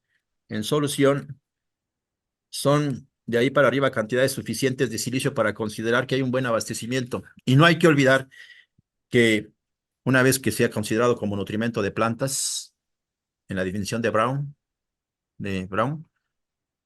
el silicio va a ser un macro. Muchas ocasiones lo confunden con micro. No va a ser un macronutrimento, es decir, va a competir en las magnitudes absorbidas con nitrógeno y potasio. El silicio en el arroz es antes que ellos, las magnitudes con las que absorbe silicio. Por lo tanto, la solución nutritiva debe estar bien abastecida en cantidades suficientes de silicio. 50 miligramos por litro es en un término medio hacia arriba que puede considerarse suficiente de silicio, y será más fácil que esto los tenga en aquellos suelos que tienen toda su mineralogía todavía y en proceso completa, porque esos serían los suelos de las regiones áridas, semiáridas, cuando inician en su cultivo, cuando les ponen agua, comienza la actividad microbiana. Si tienen materia orgánica, se hace más fuerte la actividad microbiana para intemperizar esos minerales y aportar a la solución el silicio en sus formas aprovechables, es decir, el ácido silícico o silicatos. Preocupado más bien estoy de los suelos tropicales o los suelos donde llueve mucho, como en los bosques, donde el intemperismo ya fue demasiado fuerte durante mucho tiempo y el silicio, siendo estructural, tiene que ser intemperizado, pero cede ante un intemperismo de mucho tiempo en circunstancias donde llueve mucho y altas temperaturas, de tal forma que el silicio se ha disminuido, tanto en la mineralogía y sobre todo se repercute en el silicio aprovechable en solución. En ese sentido, en los suelos ácidos, sobre todo los suelos ácidos tropicales, es a donde el silicio se hace extremadamente importante. El silicio o la harina de roca, que es una forma de adicionar silicio, sería parte constitutiva de la regeneración de esos suelos ácidos para que aporten silicio en cantidades suficientes y puedan, por lo tanto, soportar una extracción de silicio aprovechable similar a la del nitrógeno y potasio, y en ocasiones superior a ellas cuando se trata de cultivos como el arroz o la caña de azúcar. Ok. En ese mismo sentido, ingeniero, nos pregunta Mario, y bueno, también más o menos en el mismo sentido va una pregunta de Eder Ulises sobre las dosis de silicio que deberíamos emplear, cuánto silicio y en qué momento aplicar. Y yo agregaría también cuáles son las formas más correctas de suministrar silicio a los cultivos, considerando situaciones como las que comenta usted, que no lo tenemos a lo mejor en suficiencia y es necesario hacer uso de aplicaciones exógenas. Sí, primariamente podríamos plantear un esquema donde utilizaríamos harinas de roca. Ese sería para comenzar a regenerar el suelo, pero ya la transformación del silicio estructural de sus minerales a silicatos aprovechables, pues, obviamente que es lenta. Es lenta, pero sería de base porque en ese sentido podríamos aplicar cantidades relativamente altas, es decir, manejar como lo hacemos con las harinas de roca, como la dolomita en los suelos ácidos, como podemos manejar zeolita en los suelos arenosos, podemos manejar leonardita en los suelos escasos de materia orgánica y cumpliríamos dos propósitos. Y ahí hablamos de 1, 2, 3 toneladas por hectárea. Ahora bien, si ahora queremos agregar silicio, silicio ya aprovechable, entonces también existen. Normalmente son silicatos de potasio, pueden ser silicatos de calcio los que se venden comercialmente. Y en ese sentido, si convendría dirigirlos foliarmente para poder entonces aprovechar cuando menos en la planta de forma directa algunos beneficios del silicio, pero tendríamos la necesidad de estar aplicándolos siempre, cada año. Y las cantidades que se recomiendan como está dentro de los macronutrimentos, tendría que ser algo similar. Eh, y en ocasiones vía foliar, como había dicho, que podía hacerse, en ocasiones no podría ser suficiente. Quizás en las regiones a donde hay silicio suficiente en el suelo, como en las regiones áridas semiáridas, un complemento foliar podría ser suficiente. De los productos comerciales que estuviésemos aplicando, unos 2, 3 litros por hectárea sería suficiente. Pero en las regiones tropicales, donde el silicio definitivamente ya se fue, se lixivió, queda muy poco y el que queda queda en las arenas, como cuarzo, ese no lo vas a sacar de ahí. Queda muy poco de donde sea provista la solución nutritiva, entonces allí sí sería mejor una regeneración del suelo donde podríamos utilizar harinas de roca que tendrían múltiples propósitos en los suelos ácidos. La harina de roca, por ejemplo, dolomita, pues sería para elevar el pH, pero ahí también llevaría silicio. Ahí yo inclusive le comento a los alumnos que no estaría peleando una dolomita de alta pureza. No es necesario porque si no es de alta pureza puede ser de 60, 70% y el restante pueden ser minerales que lleven silicio y estarían contribuyendo a la regeneración, pero ahí hablaríamos entonces de 1 o 2 toneladas por hectárea. El costo no los permite, es decir, el costo no es tan exagerado que no permita estas prácticas para poder comenzar a regenerar los suelos. Ok, muchas gracias, ingeniero. Aprovecho ahí para comentarle a Mario, a Eder Ulises también, y bueno, a cualquiera de los participantes que tengan dudas respecto, en este sentido, perdón, si nos hacen favor de mandarnos algún mensajito para que nos ubiquen de qué zonas se encuentran, para que alguno de los representantes del LIDA también los aborden. ¿Por qué? Porque, bueno, dentro del paquete, dentro del portafolio de productos LIDA, contamos con una excelente fuente de silicio, es Neostren Forte, es un producto a base de calcio, contiene también boro y silicio. Y bueno, hace rato que comentaba yo que en el CIAD, en Delicias, nos habían hecho algunos análisis. Bueno, fue precisamente por unos trabajos que hicimos con silicio, donde encontramos cómo este silicio lograba acumularse en paredes, perdón, en la piel o en la cáscara de frutos de manzano, con ello incrementando vida de anaquel, mejorando también la tolerancia a ciertas enfermedades. Y precisamente sobre enfermedades nos estaba, ay, no noté que bien, no tomé nota de quién nos hizo la pregunta, pero nos preguntaban sobre cómo las deficiencias de nutrientes pudieran causar o pudieran ser, podrían propiciar o incrementar el riesgo a enfermedades. Durante la charla usted nos hizo mención de algunas, no sé si pudiera abundar un poquito al respecto. Sí, podríamos tomar un ejemplo. Un ejemplo, el de potasio me gusta mucho. En el caso del potasio, hemos visto y se reporta bastante en la literatura que deficiencias de potasio se da una promoción de plagas y enfermedades. ¿Cómo esto sucede? Por los papeles que tienen cada uno de los nutrimentos, y en este caso el potasio en el metabolismo. El potasio como transportador y transformador de carbohidratos. Si hay deficiencias, entonces habrá abundancia de carbohidratos sencillos. Me refiero a la glucosa, fructosa, sacarosa, sobre todo glucosa o fructuosa, circulando en el floema. Y esto, una vez que los áfidos lo consumen, inmediatamente se dan cuenta de que hay bastante allí alimento aprovechable. Los insectos les gustan mucho los azúcares sencillos, de hecho es su metabolismo, aminoácidos también sencillos, y esto sucede en deficiencias de potasio. Y como una forma entonces de explicar por qué hay una mayor aparición de estas plagas.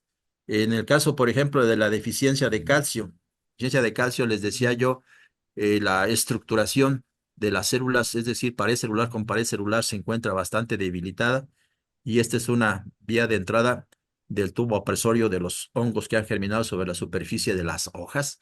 De las hojas germinan y entonces comienza a explorar las entradas, y si no encuentra calcio que neutralice sus enzimas pectolíticas, irá favoreciendo la entrada de estos hongos.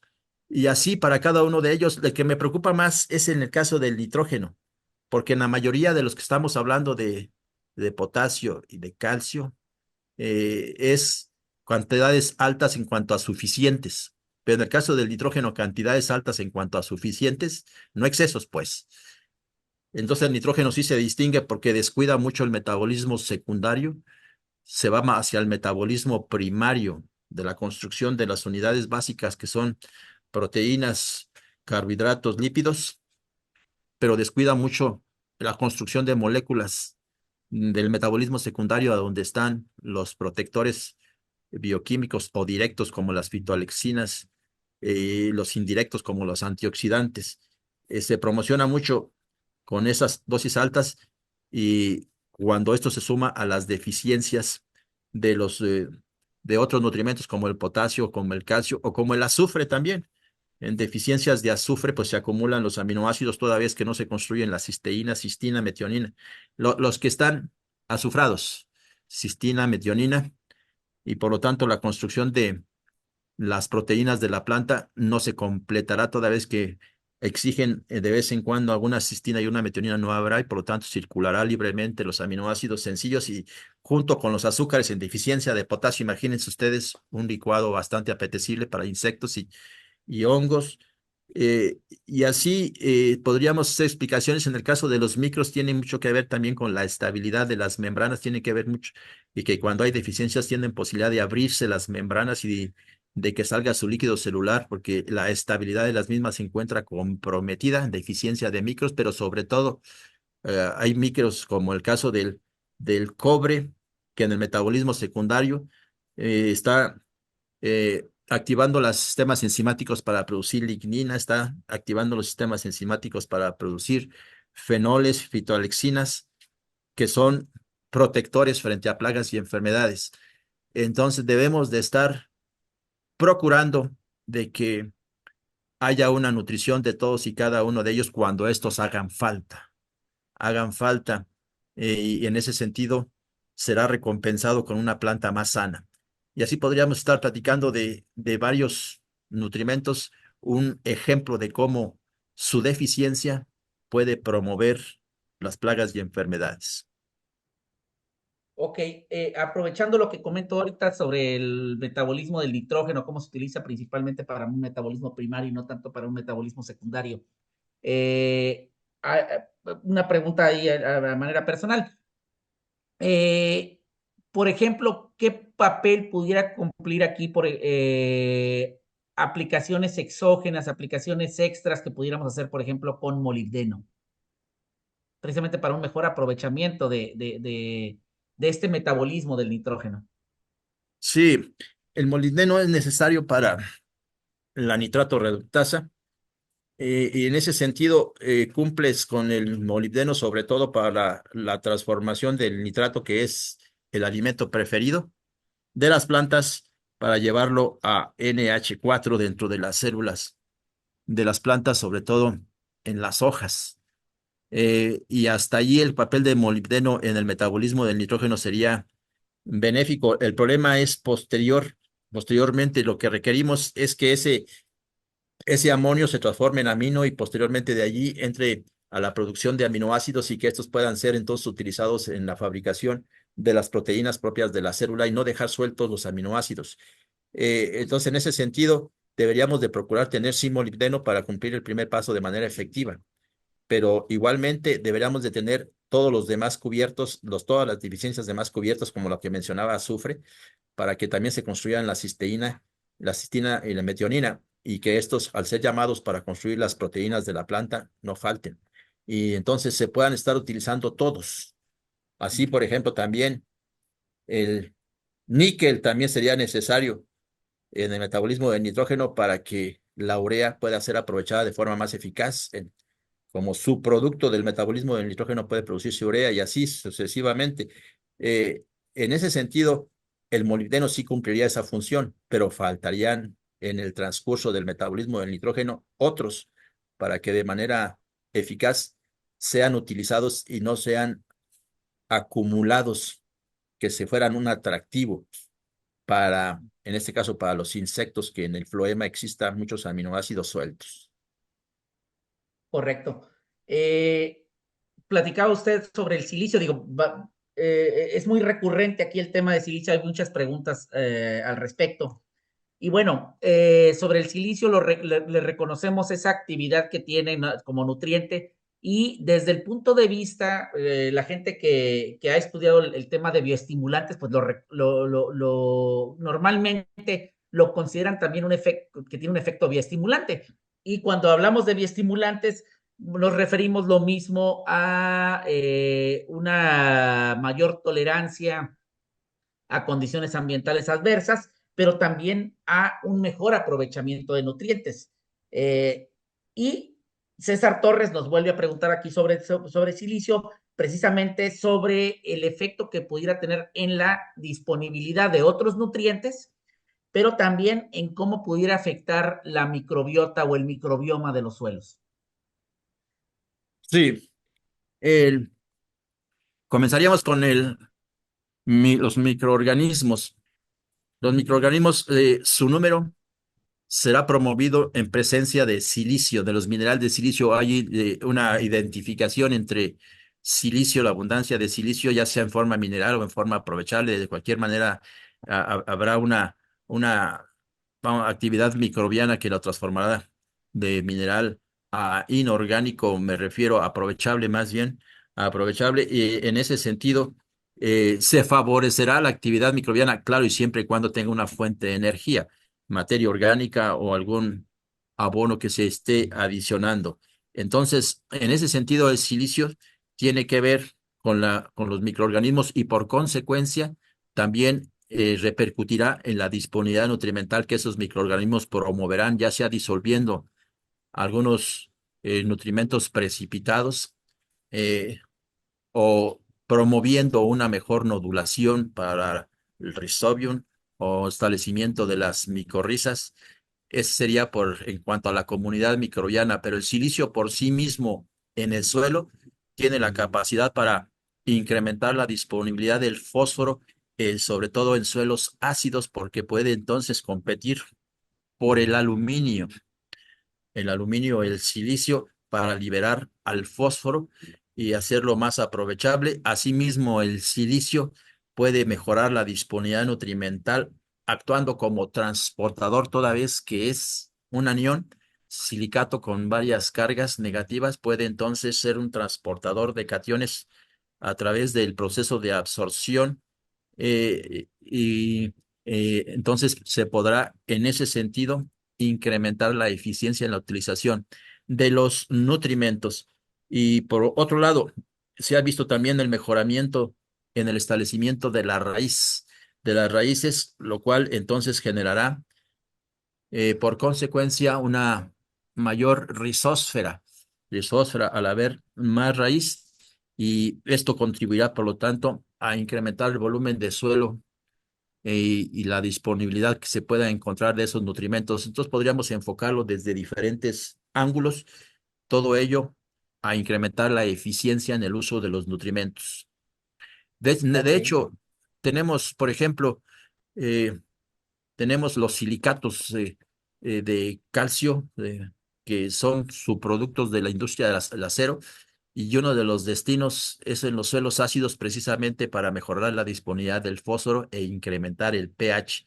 Al incrementar el pH también entonces puede liberarse el, el fósforo, producto de esa actividad del silicato. Entonces el silicato también es versátil en ese sentido, toda vez que los suelos completos, los suelos no completos, los suelos en su origen tienen silicio en aproximadamente un 25%, 22% en total, silicio total un 22%. Y en esas circunstancias, la actividad es fortísima de todo lo que mencioné. Conforme se hace más ácido, se pierde silicio, y es ahí donde decíamos es necesario adicionarlo para recuperar ese papel del silicio, restaurar la actividad microbiana, establecer el crecimiento de raíz y aumentar la eficiencia en la utilización de los nutrimentos.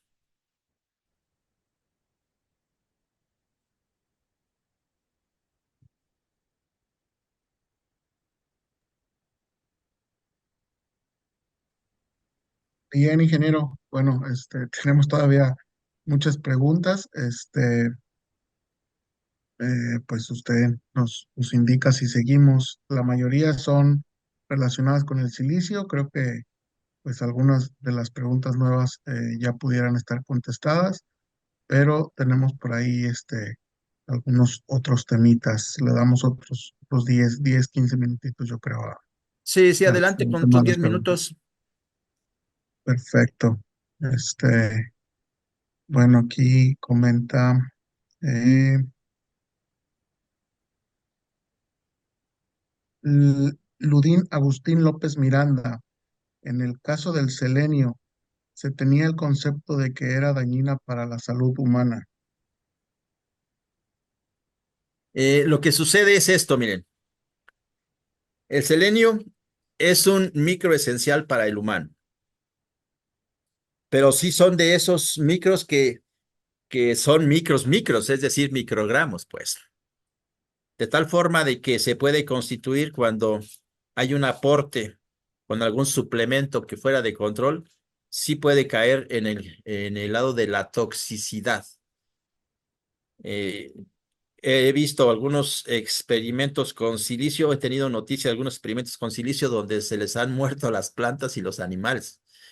Entonces, en ese caso, sí habrá que tener cuidado en cuanto al manejo de los mismos, porque, por ejemplo, estábamos hablando de la biofortificación, apenas de aplicar unos 60 gramos de silicio por hectárea, digo, de selenio por hectárea. Entonces, para que los productos cosechados tengan microgramos, pero aún así hay suelos que no lo proporcionan en cantidad suficiente y llegan al humano en microgramos, pero definitivamente bastante deficientes. Entonces, sí tiene todos, de hecho, todos, si hablamos de níquel, pues también, inclusive ese, ese micronutrimento también rápidamente se puede establecer en tóxico. De hecho, les decía la Unión Europea que les mostré, consideran como un contaminante al níquel cuando es un nutrimento esencial y esto desorienta y precisamente no se pone atención para este micronutrimento. Ese tipo de definiciones confunden a las personas y no hacen posible que poner atención en precisamente en lo que debe primeramente ser catalogado como fertilizante y luego posteriormente cuánto debe de contener de tal forma de que no se transforme en tóxico. Todos los metales, el cobre también se va a transformar en tóxico, nosotros, es decir, todos ellos. Ahí también le puse, por ejemplo, cromo, también estamos algo de cromo y se transforma en tóxico también rápidamente. Entonces, para la alimentación humana. Entonces, sí tiene razón. Entonces, lo único que podría decirles es que sí, habrá que tener cuidado cuando ya comienza uno a manejar este tipo de micros que serían de los ya sería cuando sea calificado como nutrimento, un micro, pero un micro de bajísima cantidad, quizás similares a esos del níquel, del yodo, eh, muy pequeñitas. Ok. Ingeniero, respecto al manganeso, eh, ¿alguna forma que usted recomiende de aportarlo? Y nos preguntan también si puede llegar a ser bloqueado por algunos otros nutrientes. Aprovechando ahí, si nos pudiera platicar un poquito de los antagonismos. Sí, primeramente, el manganeso, he visto con interés y ya con preocupación que también está incrementándose la deficiencia de este micronutrimento. Cuando yo estudié, me decían, en suelos ácidos puede haber toxicidad de manganeso, pero ahora, revisando los suelos ácidos, ya muy pocos tienen toxicidad de manganeso. ¿Quiere esto decir que el manganeso que era tóxico en un principio cuando se acidifican los suelos, ya fue lixiviado, ya no tienen tantos minerales de manganeso que disolverse? Cuando pasa de pHs ya muy ácidos, debajo de 5, 5, abajo de 5, comienzan a disolverse los minerales metálicos. Pero ya se disolvieron casi todos. El que permanece es el aluminio, porque es el más abundante, es la base estructural del suelo, silicio y aluminio. Bien, entonces hay también deficiencias de manganeso en los suelos ácidos. Entonces me costó trabajo precisamente congeniar y ver por qué ahora es ácido. Y digo, ¿por qué es deficiente aún en los suelos ácidos? En los suelos alcalinos sí lo es, de forma natural, toda vez que tiene gran afinidad por el OH, hidróxidos de manganeso. Y esto, su manejo y su identificación de la deficiencia tiene que ser muy clara porque en un suelo alcalino ahora es más frecuente la deficiencia de manganeso. Y su sintomatología, que es clorosis intervenar en las hojas jóvenes, se confunde con la del hierro. Y en ese sentido, si se recomienda hierro, puede intensificarse la deficiencia de manganeso porque entre ambos, hierro y manganeso son antagónicos. Entonces se puede identificar la deficiencia de manganeso. Eh, por eso es que es muy importante, primeramente, conocer en qué condiciones está desarrollando, si es suelo, cuáles son los niveles. En los suelos ácidos, entonces sería más probable la deficiencia de manganeso, tanto por las cantidades bajas, ya no hay manganeso que disolver, como por los antagonismos del hierro, que ese sí permanece un poco más abundante en los suelos ácidos, por esos antagonismos, y entonces sí habrá que preocuparse por el manganeso, pero sí identificar claramente que sus deficiencias, toda vez que con la que muestra mayor antagonismo sería con la del hierro, y sería preocupante esto, que pusieran hierro en lugar de manganeso, sobre todo en los suelos alcalinos, porque también puede aparecer deficiencia de hierro en suelos alcalinos y en suelos ácidos abundancia. Entonces sería más preocupante esto que menciona en suelos alcalinos. Eh, Aquí habrá que vigilar precisamente cómo está el suelo en ambos, hierro y manganeso, y tener que manejarlos juntos, hacerlos crecer, pero juntos, porque si hacemos crecer uno de ellos, creamos el antagonismo con el otro. Ok. En el caso de necrosis, tanto por manganeso como por hierro, digo, aunque a lo mejor los síntomas son un poquito distintos, pero bueno, en ambos casos se puede llegar a presentar esa necrosis. ¿Hay manera de identificar, de diferenciar, digamos, sin llevarlo a laboratorio, digamos, síntomas nada más visuales?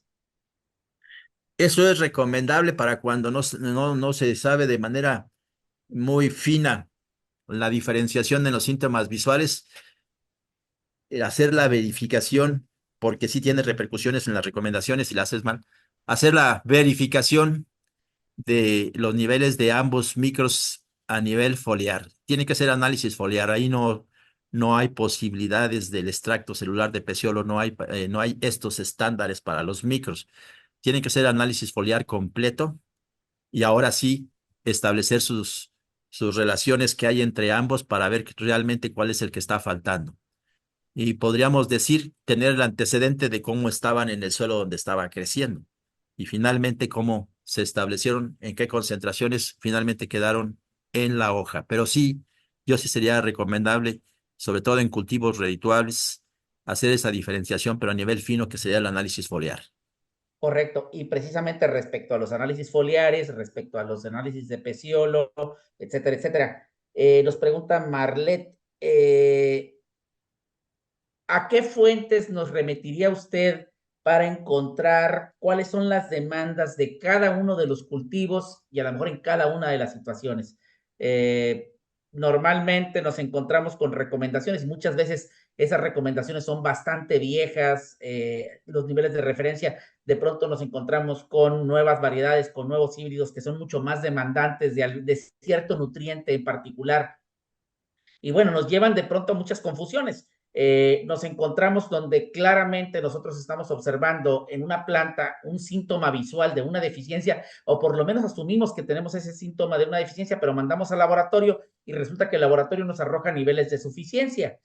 Y bueno, de suficiencia con respecto a las referencias que tenemos. Pero muchas veces esas referencias ya son bastante viejas, vienen de otras partes, de otras zonas, vienen con otras variedades que tenían eh, demandas distintas a las que nos encontramos con nuevos materiales genéticos. Sí, ante la falta de estándares actualizados, de cualquier manera, existen todavía algunas fuentes confiables. El problema es que no está para todos los cultivos. No están para todos los cultivos. Eh, por ejemplo, la fuente de Havlin et al. Sobre Soil Fertility and Fertilizers 2017 sí trae actualizados algunas concentraciones, aunque su especialidad es más para suelos que para plantas, pero sí trae para las plantas, algunas plantas. Ahí lo que faltaría sería ya la diferenciación de dentro de cada especie, una diferenciación de variedades, como que pueda haber ya algunas diferencias sustantivas dentro de la especie, pero entre variedades. Ese sí, ya sería una situación que tendría que establecerse de nueva cuenta, los nuevos estándares para esas variedades, porque ciertamente la actualización que se hace a nivel de investigación no es suficiente como para abarcar todas las variedades y tendríamos la necesidad de estar utilizando alguna información en cuanto al análisis foliar de las clásicas, pero estoy de acuerdo con lo que menciona que pueden ser insuficientes. Eh, Ahora bien, esto del análisis foliar, en ocasiones lo que hemos visto que es conveniente hacer o algunas relaciones entre los mismos nutrimentos, como el DOP u otro tipo de relaciones para poder todavía manejarlos de forma conjunta y tener un mayor grado de seguridad en cuanto a la conclusión que nos daría ese análisis foliar. Entonces, en ese sentido, sí, me cuesta trabajo ahorita ubicar alguna fuente actualizada que incluya, como mencionan, ya hay algunas variedades actualizadas, porque de hecho, lo que nosotros más le damos seguimiento es al maíz, y el maíz sí tenemos suficiente información, tanto de las extracciones nutrimentales como los análisis foliares, inclusive por periodos del ciclo fenológico, pero de otros cultivos, ahorita me cuesta trabajo ubicar una actualización que incluya hasta variedades. Ok. Eh, Estamos muy acostumbrados a revisar siempre, hacer referencia a las deficiencias de nutrientes, pero bueno, también nos preguntan aquí sobre el efecto de niveles excesivos de nutrientes y si es posible hacer una detoxificación de los suelos o una detoxificación incluso también de cultivos. Aquí incluiría yo la pregunta. Cuando hay una aplicación excesiva de nutrimentos, Así es. entonces en esos casos, lo que se ha hecho en ocasiones y sobre todo también para la detoxificación de metales pesados, que sería algo similar, con algunas moléculas bioestimulantes, se ha hecho inclusive hasta con silicio, se ha hecho inclusive también con sustancias húmicas, se ha hecho también esa detoxificación con extracto de algas marinas, es decir, todos aquellos todas aquellas moléculas que tengan cierta capacidad quelatante tienen la posibilidad, y bioestimulante en lo general, y quelatante en lo particular, tienen la posibilidad de hacer una detoxificación. Por ejemplo, eh, cuando aplicamos fertilizantes nitrogenados, llega un punto donde la planta ya no quiere responder o de plano se va para abajo, ya sea por efecto salino de tanto fertilizante o por efecto tóxico. Cuando a esa planta le agregamos sustancias húmicas, recupera la utilización de ese nutrimento para seguir incrementando la biomasa. Esto quiere decir que estos productos bioestimulantes, primeramente al acelerar cada uno de los metabolismo interno de la planta, cada uno de los procesos dentro del metabolismo, los va incorporando de forma más pronta antes de que se acumulen a niveles tóxicos o los puede excluir estas moléculas cuando tienen capacidad de quelatación. Entonces, en lo general sería con bioestimulantes y en lo particular para algunos nutrimentos que sean cationes se pueden controlar con efectos de quelatación en lo particular de los bioestimulantes. No todos tienen esa capacidad, pero sí hay los que puedan trabajar en esa dirección. Ok. Doctor, la verdad ha sido bastante interesante la charla. Tenemos muchísimas preguntas. Es más, le podría decir yo que incluso considero yo que tenemos en este momento más preguntas de las que teníamos cuando iniciamos con la sesión. Eh, entonces, yo creo que vamos a ir cerrando. Yo consideraría de todos modos, estamos tomando nota de todas las preguntas, se las vamos a pasar a usted para que nos haga favor de responderlas y se las haremos llegar a cada uno de los participantes que las han realizado. Voy a ceder ahorita entonces la palabra a mi compañero Hiram Castellán para que vaya haciendo el cierre de esta sesión y reiterarle a toda la gente que sigue participando con nosotros que aquellas preguntas que no fueron respondidas en este momento, bueno, vamos a tratar de hacerles llegar la respuesta directamente del ingeniero Rodríguez. ¿Mm? Sí, y adicionalmente a eso que comentas, ahorita antes de que comience el cierre, sí, me gustaría que ustedes contaran con las transparencias que Sí, hemos desde estado luego. manejando en esta presentación y se los voy a hacer llegar a la empresa eh, para que esta empresa disponga de ellas y pueda ser distribuida.